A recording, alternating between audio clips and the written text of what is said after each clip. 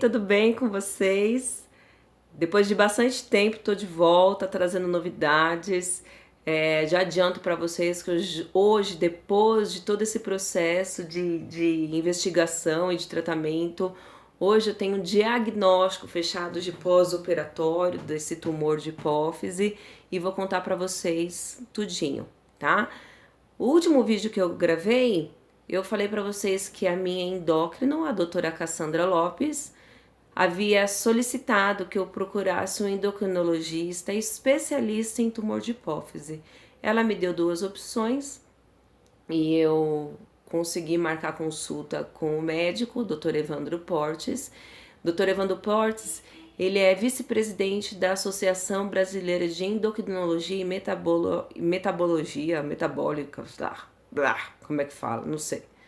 De São Paulo.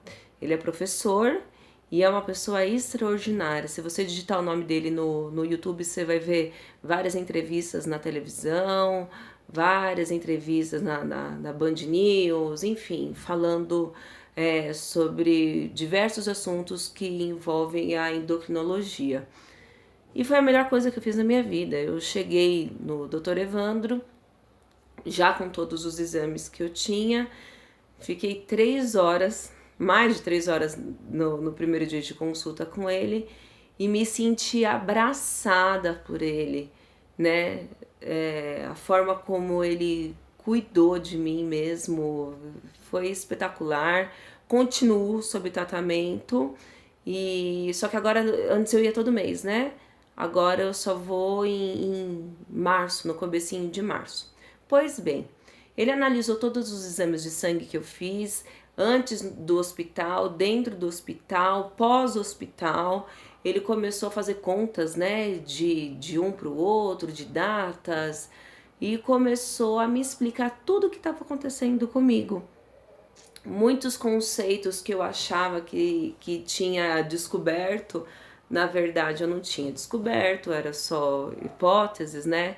Principalmente em relação ao GH, que era um dos hormônios que nos exames davam muito baixo, e ele falou que ia dar baixo mesmo, uma vez que o GH ele só é liberado no nosso sangue quando a gente está dormindo. Então, se eu tivesse uma deficiência de GH e pegasse uma pessoa que não tem deficiência de GH e puséssemos nós dois para fazer o exame, ambos iam dar parecido, porque só consegue fazer a medição do GH quando você está dormindo, né? E quando você é criança, essa liberação do hormônio ela é mais efetiva do GH. Então ele descartou isso. Ele começou a estudar outros hormônios que também estavam alterados, como os tireoides, como o estradiol, né? Eu tava com um pouquinho de anemia também. E aí ele começou a adaptar o meu tratamento. Na primeira consulta, ele estava muito preocupado comigo, não por conta da anemia em si, porque eu tinha que estar em 12, alguma coisa, eu estava em 11, mas por conta da minha albumina. Eu nunca comi carne. Quando eu era criança, minha mãe me batia para eu comer carne, porque eu detesto carne, o cheiro da carne, frango, peixe, carne, nunca gostei, nunca gostei. E ele explicou para mim o seguinte: Jaqueline, o seu hemograma é absolutamente equivalente a uma pessoa da Etiópia. Você não tem albumina, você não tem proteína no seu corpo. O que acontece? Você, doutora, eu não como carne, mas isso nunca me fez falta. Ele falou assim: nunca te fez falta até agora. Só que você passou por um processo extremamente violento, onde o seu organismo precisa de proteína para fazer a sua regeneração. Você vai ter que comer carne. Eu falei assim: não vou comer carne, eu não vou comer carne. Ele falou assim para mim: então você imagina um prédio e lá de cima o pedreiro grita: manda cimento! E o servente lá embaixo vai e te manda areia pura. Vai chegar uma hora que o prédio vai desabar e é o que vai acontecer com você. Gente, eu tenho 34 anos. Eu tive que começar a comer carne. Foi muito difícil, porque eu não comia carne, não era porque eu pensava e não sei o que, não era por nenhuma filosofia nem nada, porque eu simplesmente não gostava, não gosto, até hoje eu não gosto. Mas hoje eu como carne praticamente todo dia, e isso fez uma diferença absurda. Em questão de 10 dias, a minha albumina subiu para 9, quase 10. A minha hemoglobina subiu também de 11 para 12,8, ou seja, a carne fez uma diferença fundamental nessa parte, né? Depois as outras partes foram a questão hormonal, né? Então eu tenho o problema lá da tireoide, do cortisol, aqueles hormônios lá, o estradiol, todos esses hormônios muito bagunçados. Ele queria entender realmente o que estava deficiente no meu corpo. A primeira medicação que ele tirou, então, foi a prednisona, porque, segundo ele, quando você faz a reposição de cortisol, por um lado, você não fica sem cortisol. Quem fica sem cortisol morre, né? O seu corpo não tem reação, você não consegue nem abrir o olho se você tem a falta de cortisol. E eu tava já tomando há um tempo, eu comecei com 20 miligramas e já tava em 5 miligramas quando eu cheguei até ele.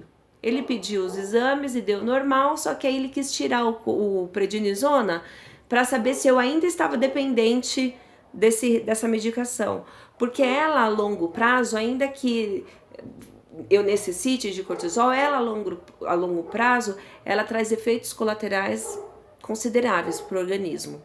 Eu fiz o exame sem tomar o prednisona por 14 dias e aí o meu cortisol continuou intacto, normal, e aí ele descartou para sempre da minha vida esse cortisol. E depois, nessas indas e vindas do consultório, ele me pediu outros exames, e uma das coisas que ele me pediu foi o relatório do meu tumor, o relatório da cirurgia, a análise patológica do meu tumor. Quando ele pegou o resultado do exame, aqui ó, não sei se dá pra ver direitinho. Quando ele pegou o resultado do exame, ele viu proliferação celular com focos de hemorragia recente, deve estar escrito errado, em região hipofisária. Ele falou: menina, agradeça a Deus pela sua vida. Porque pessoas que passam pelo tipo de tumor que você passou, dificilmente elas conseguem sobreviver. Então, simbolicamente, é como se esse tumor tivesse estourado na minha cabeça. A porcentagem de pessoas que sobrevivem a isso é pequena, é bem pequena. E eu sobrevivi sem nenhuma sequela. Então, dos males, o que eu tenho hoje em dia é quase nada, né? O laudo também mostrou que o tumor não era produtivo. Tá vendo? Negativo, negativo, negativo. Então isso facilita muito o tratamento. Por outro lado, depois de um tempo ele tirou a medicação do Levoide, porque ele queria saber se eu também podia ficar livre dessa medicação. Então eu fiquei 30 dias sem tomar medicação nenhuma. Eu já estava sem tomar o prednisona e ele me tirou o Levoide. Ao mesmo tempo que ele tirou esses hormônios, ele me deu Indux 50 miligramas. Por quê? Porque o meu estradiol estava abaixo de 10. Não sei se vocês vão conseguir ver aqui, ó. Abaixo de 10. Quando, na verdade, ele tinha que estar entre 24 e 114. Ele me deu esse remédio para estimular esse hormônio estradiol, que é responsável pela ovulação. E quando chegou no final de 30 dias, eu repeti o exame e o meu estradiol continuou abaixo de 10, mesmo tomando o Indux. E o meu T3, que é a tireoide, deu abaixo de 40, quando ele tinha que estar entre 87 e 178. Ou seja, ele conseguiu fechar o diagnóstico, que eu realmente desenvolvi um hipotireoidismo e uma menopausa precoce, né? O que ele me disse? Bom, a tireoide eu posso conviver com ela alterada por resto da minha vida apenas fazendo controle. Eu vou ter dias bons, vou ter dias ruins, o hipotireoidismo ele causa ganho de peso, ressecamento da pele, uma alteração do humor, alteração de temperatura, e eu sinto muito frio, muito frio. Eu sinto um frio que eu fico roxa. Dores nas pernas, cãibras, tem uma reação metabólica muito forte no organismo. Então, mesmo eu tomando a medicação, vai ter dias que eu vou estar bem, tem dias que eu não vou estar bem, mas é uma doença absolutamente contornável e tratável, né? É pro resto da vida tomando remédio. Isso não me abalou tanto. O que me abalou foi a questão uterina, né, do estradiol, porque eu realmente sonhava em ser mãe novamente e não vou poder mais. E a falta do estradiol, ela também acarreta, faz muito mal, perda da libido completamente, um ressecamento vaginal, sangramento, porque o útero ele começa a ficar contraído, então você tem sangramentos, então ele tá ressecado, ele tá contraído, ele tá, sabe, diminuído mesmo na sua anatomia, e aí você começa a perder cabelo, você começa a ter a pele mais ressecada, mais fininha, começa a aparecer mais rugas de pressão. Por quê? Porque é uma menopausa. Então, o meu exame ginecológico estava compatível com uma mulher de 70 anos. Eu tenho 34. E ele falou que é uma judiação me deixar dessa forma. Porque eu sou muito nova e porque isso pode antecipar a minha velhice e a minha morte. E por conta disso, ele me passou um anticoncepcional onde eu vou tomar pro resto da minha vida também, que é o IAS, para diminuir os efeitos dessa menopausa, para, na verdade, para reverter essa menopausa e eu viver uma vida saudável, né, compatível com uma mulher da minha idade.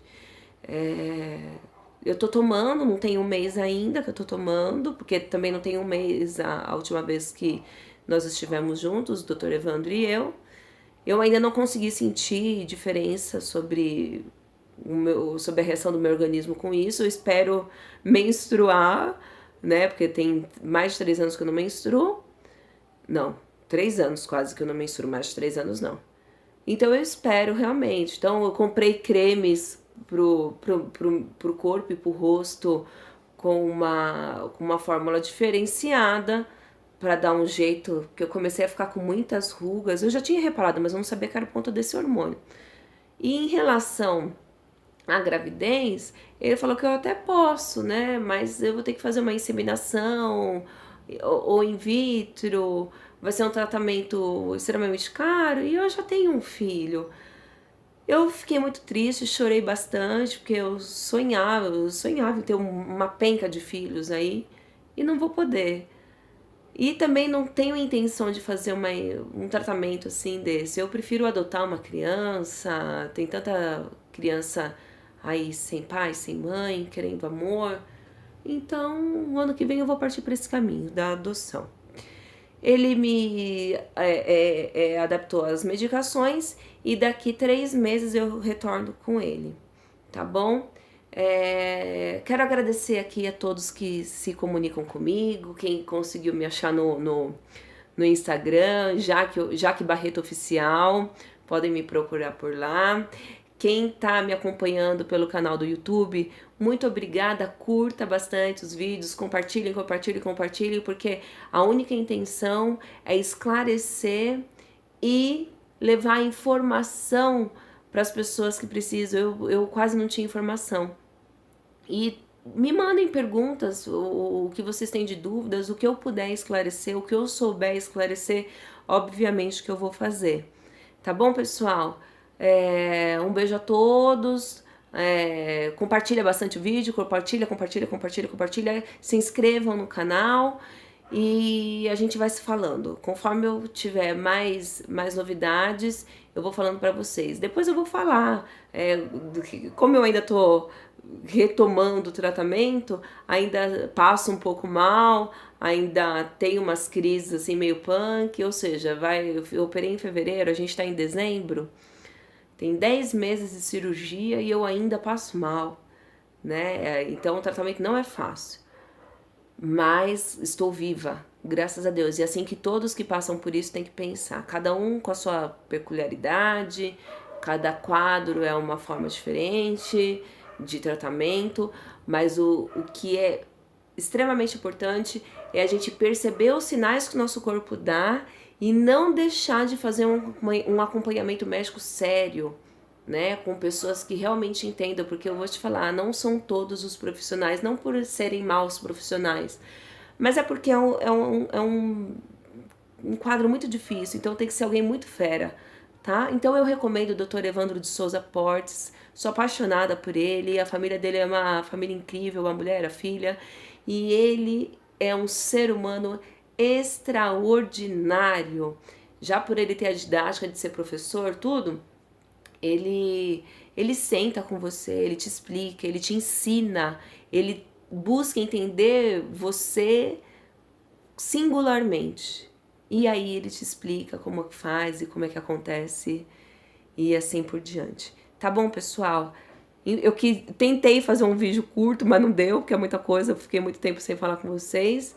Mas se eu tiver esquecido alguma coisa, se eu tiver pecado em alguma coisa, pode me alfinetar aí, pode mandar suas perguntas que eu vou responder todas as perguntas, sem medo e sem crise. Beijinho, tchau, tchau, até a próxima.